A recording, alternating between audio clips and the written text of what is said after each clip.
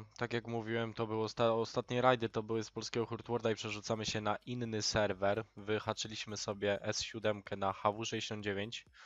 Całkiem nowy S7.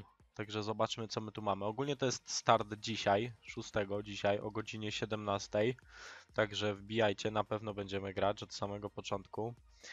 Drop razy 2, jest TP, jest home, wipe co 2 miesiące i mody. O, mody tu są najlepsze. Dodali szklane ściany i dachy i tego.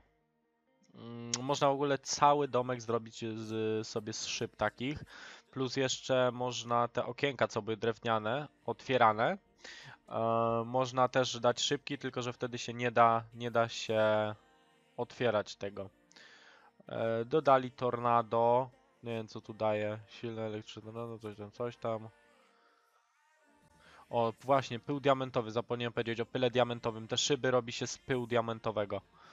Trzeba mieć pył diamentowy, żeby te szyby porobić. Ciężarówka.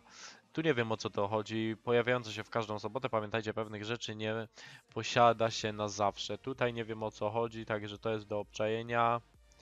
Znane i lubiane drapieżne kruki. Nie wiem czy tego tyle aż będzie na respie, czy to 3-4 będą latać. Także to nie wiem. Ale spoko, mi się podoba jak najbardziej. Meteor. No i to tyle. Tutaj macie TSA HW69. Także jak najbardziej zapraszamy i polecamy. Tutaj jest IP i przypominam, godzina 17 dzisiaj wipe. No i oczywiście musicie pobrać mody, bo bez modów nie wejdziecie na serwer.